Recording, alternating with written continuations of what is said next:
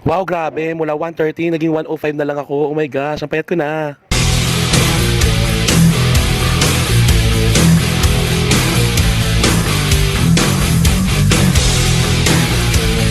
Hello mga karakers! Andito na naman ako sa Lady Boss Aesthetic and Wellness Center at matatagpuan yan sa UN Avenue. At syempre, pang 8 session of tersepatide ko na ito, naturok mga karakers. Kaya naman, let's get right! Ito na ang aking body check. O, diba? I love it! Payat na! Ganon!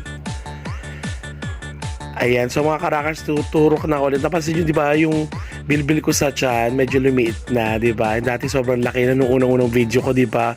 Kaya ito, tinan mo, tutusukan na ulit ako ni Nurse Berna.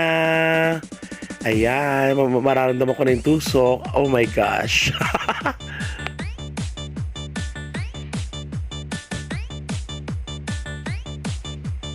Yung last na. Nalagdaman ko ng kirot hanggang pag-stop ko sa pagsusulit ko. Yung may inject ko siya dito.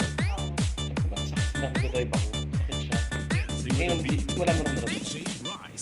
At syempre, ang papalit na mukha. Ayan, ang lemon bottle in the house. Para mawala ang double chin. Ayan, sige, turok ng turok. Nurse Berna. Sanay na ako. Yeah.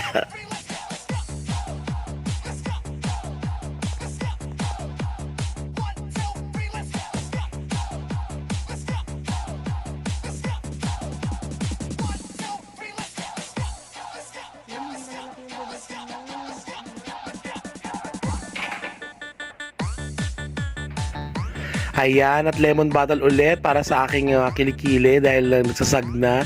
At syempre sa aking pampaputi, ang Gluta Push in the house. Kaya naman, kung ako sa inyo, magpunta na kayo dito sa Lady Boss Beauty Lounge. Ayan, at makakita nyo kanilang page. Ito lang sa may United Nation. Ayan po. So mga karakers, maraming salamat sa panonood. Thank you so much, Lady Boss! Ayan, si Nurse Bernadette. Abangan pang aking journey sa pagpapapayat ko. Let's get on. Thank you, Lady Boss!